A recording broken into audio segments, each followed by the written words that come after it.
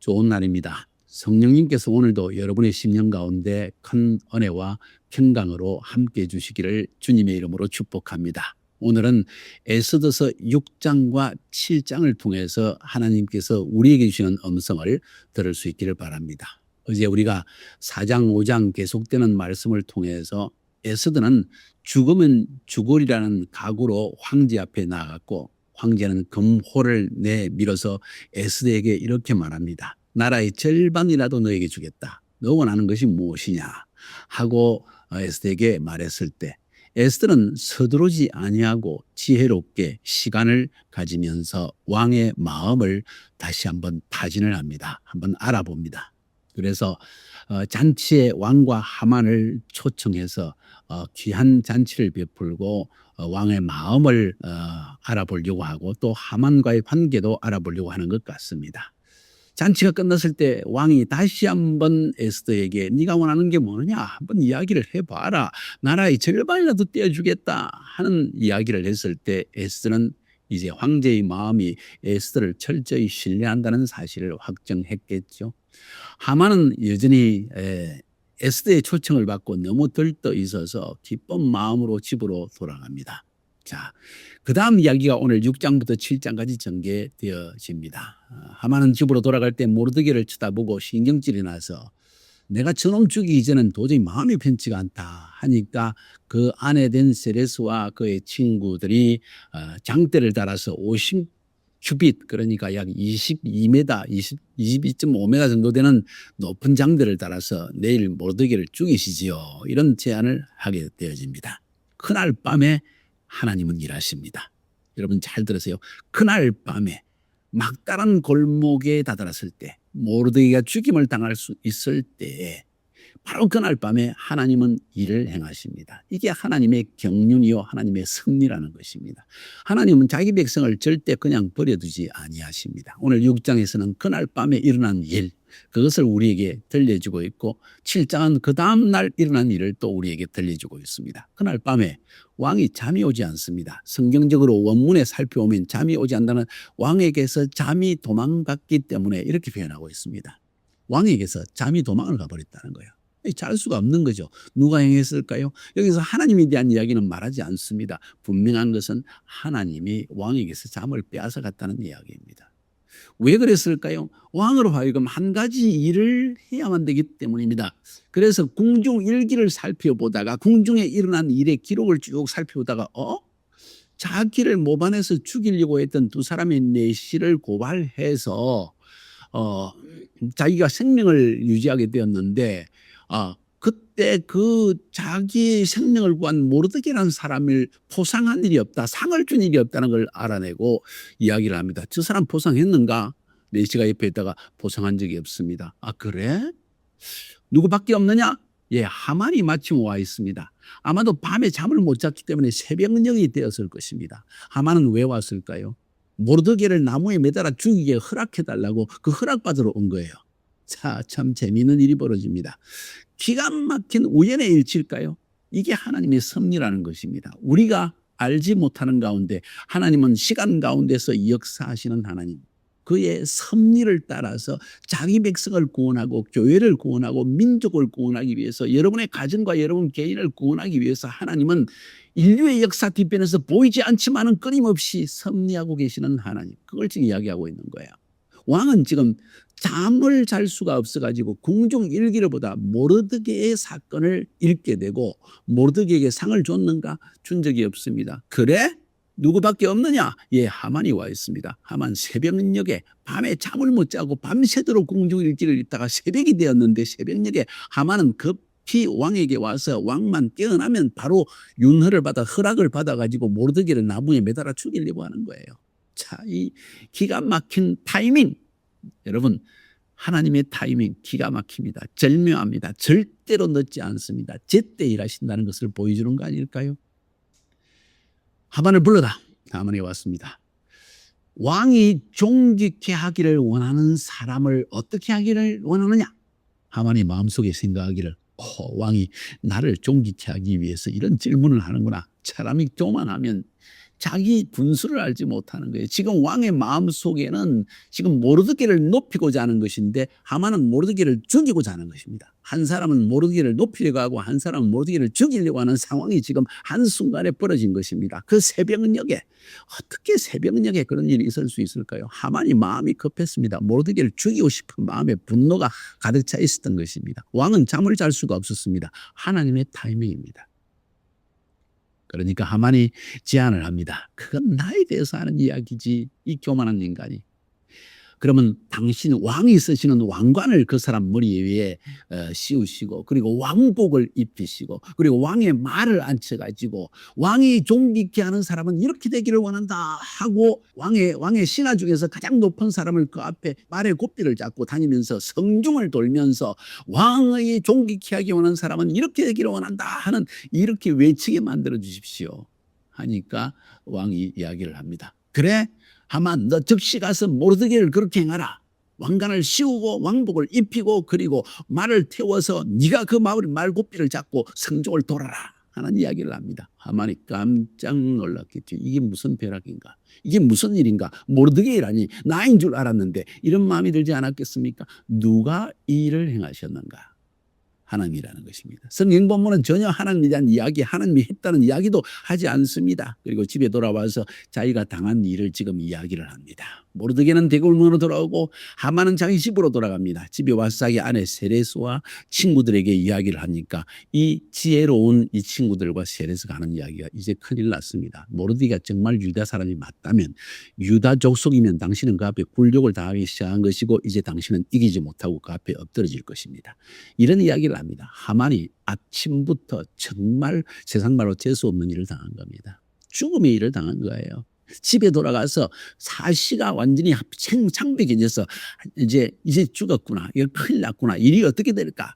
할 때 왕이 내시를 보내서 하만을 급히 에스더의 잔치 자리에 오게 합니다. 자, 그까지가 지금 6장에서 나온 이야기입니다. 7장으로 넘어가 볼까요? 무슨 일이 일어나고 있습니까? 7장 한번 살펴봅시다. 왕이 하만과 함께 에스더의 잔치 자리에 배석을 하게 됩니다. 하만은 마음이 조마조마했을 것입니다. 에스더가 유대인인 것조차도 알지를 못합니다. 그런데 모르드게는 유대인으로서 지금 유대인을 죽이려고 했고 모르드게를 특별히 나무에 달아 죽이려고 했는데 지금 이런 일을 당한 것입니다. 마음이 어찌할 줄을 모릅니다. 바로 그때 잔치 자리에서 왕이 드디어 지금 세 번째로 에스더에게 묻습니다. 에스더야, 그대 소청이 뭔가? 왕후 에스더여. 이제 여기서는 에스더야 하지 않고 왕후 에스더여. 나의 사랑하는 아내인 에스더여, 이 왕후 제2인자인 에스더여, 네가 원하는 게 정말 뭐냐? 네가 허락하겠다. 뭘 네가 요구하는 것인가? 나라 절반이라도 너에게 떼어주겠다. 그럴 때 왕후 에스더가 드디어 속내를 드러내며 마음을 드러내며 이야기합니다. 왕이여, 내가 왕의 목전에서 은혜를 입어 싸우면 왕이 선히 여기시거든 내 생명을 구해 주시오. 또 내 민족도 구해 주십시오. 나와 내 생명을 나에게 주세요. 나와 내 민족이 팔려서 죽임과 도륙함과 진비람을 당하게 되었습니다. 우리가 차라리 노예로 잡혀갔다면 차라리 나을 뻔했는데 내가 잠잠하겠는데 그래도 그렇게 되어도 이 대적들이 왕의 대적들이 당신에게 큰 손해를 입히는 것입니다. 다시 말해서 왕후인 에스더도 죽게 되고 그리고 유다 민족들도 죽게 되면 그들이 이 페르시아 황제에게 선한 일을 행한 일들이 사라지게 되면 페르시아 왕국에 이익될 것이 하나도 없습니다. 이런 이야기를 합니다. 그러니까 아하수에로 왕이 눈이 둥그레져서 왕후 에스더에게 묻습니다. 감히 이런 일을 마음에 푼 자가 도대체 누구냐? 그가 어디 있느냐? 하니까 에스더가 말합니다. 왕이여, 대적과 원수는 바로 약한 하만입니다. 하고 그 자리에 바로 지적을 합니다. 하만이 깜짝 놀라서 두려워서 얼줄 줄 모르는데 왕이 그 소리를 듣자마자 너무 화가 나서 하만이 그랬다고? 하만이 그러면 조서를 내려서 죽이고 멸절시키고자 하는 그 민족이 유대인이었단 말인가? 그리고 에스더가 유대인이란 말인가? 아마 이 아하수에로 황제는 조금 마음이 혼돈되었을 것입니다. 이제 조선은 이미 칙령은 내려졌기 때문에 더 이상 바꿀 수가 없는 상황입니다. 그리고 그렇게 신뢰했던 하만 1만 은달란트까지 받았습니다. 어떻게 할지 모릅니다. 그러나 화는 납니다. 하만이 이런 악한 일을 행했다고.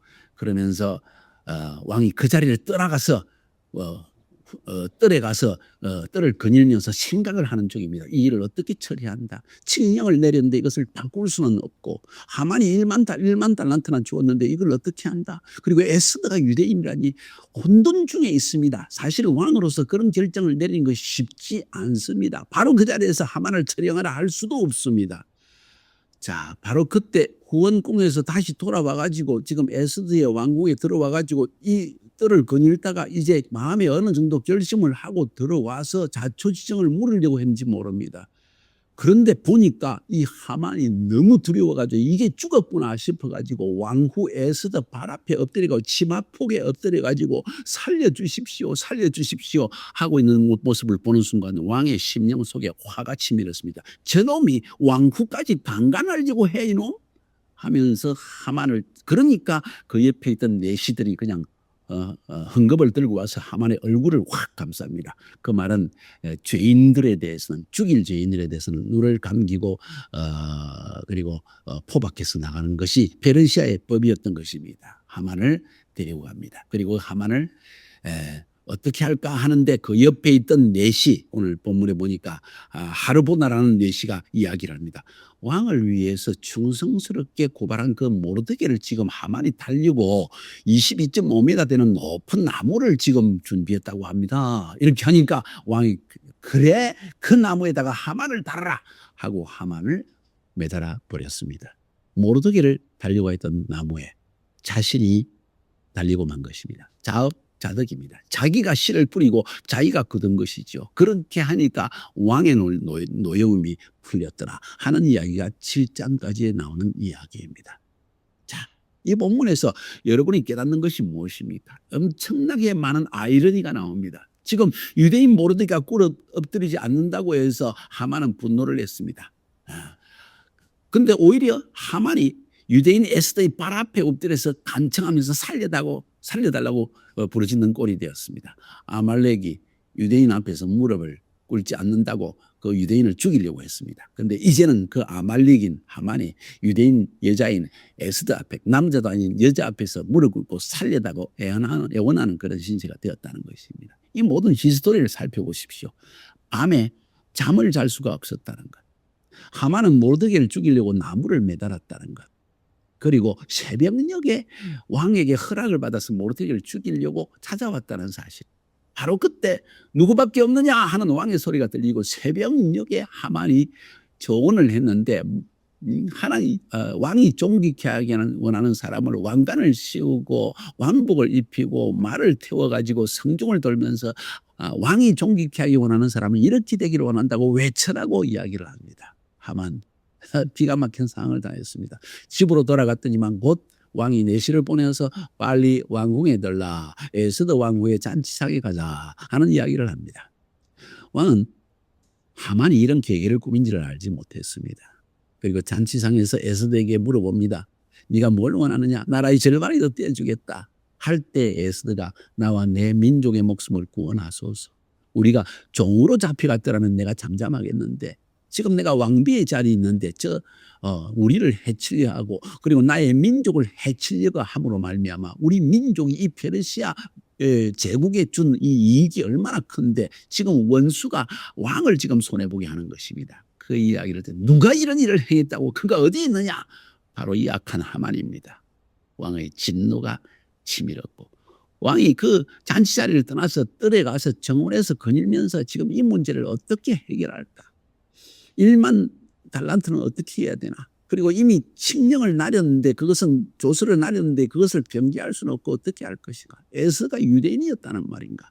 이 일을 어떻게 처리할까? 고민하는 중에 이제 마음에 어느 정도 결심을 하고 한번 자초지종을 물어봐야 되겠다고 아마도 왕궁뜰로 다시 에스더의 궁으로 잔치자리로 돌아왔던 것 같습니다. 돌아와서 보니까 에스더 이 치마폭에 이 하만이 엎드려 있단 말이에요. 그러니까 화가 그 순간 분노가 치밀어 오릅니다. 그 분노가 치밀어 오는 그 현장을 잊게 하시는 하나님. 그 순간 아수르의 왕의 심령 속에 하만을 죽이고 싶은 분노가 일어나게 하신 하나님. 이거 하나님 아니겠어요? 역사의 배후에서 우리의 삶을 주관하시는 분은 하나님이라는 사실을 성경은 지금 말하고 있는 것입니다. 사랑하는 여러분, 여러분의 인생길 가운데에서 하나님이 보이지 않는 것처럼 보이죠. 여러분의 삶에 어려움을 당할 때 하나님이 멀리 계신 것처럼 보이죠. 실제로 그럴까요?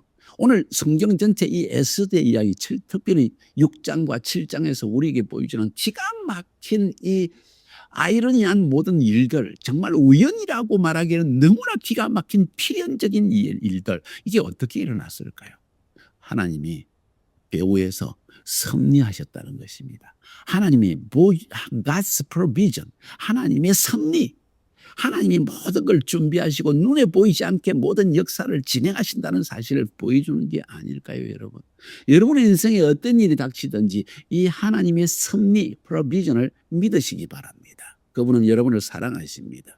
여러분을 구원하시기 원하십니다. 여러분을 축복하기 원하십니다. 여러분을 결코 가만 버려두지 아니하십니다. 여러분의 인생에 여러분을 향한 하나님의 계획을 반드시 이루어 주십니다. 여러분 믿으십시오. 그리고 하나님의 승리의 놀라운 축복의 경험을 만끽할 수 있기를 바랍니다. 하만은 결국 나무에 달렸습니다. 여러분을 괴롭힌 원수 마귀는 반드시 나무에 달려 죽고 말 것입니다. 그 나무는 예수님께서 사단의 괴계를 멸하신 십자가의 나무일 것입니다. 그렇습니다. 예수님은 우리를 사랑하셔서 우리 대신 십자가에 달렸지만 사실은 그 십자가 위에서 사단의 요구를 다 충족시키고 사단이 할 수 있는 모든 죽임과 모든 저주를 대신 받으심으로 하며 사단은 더 이상 우리를 괴롭힐 수 없게 하나님께서 오히려 승리하신 것입니다. 그것이 십자가입니다. 그 십자가에 사단을 상징하는 하만은 매달리고 말았던 것입니다.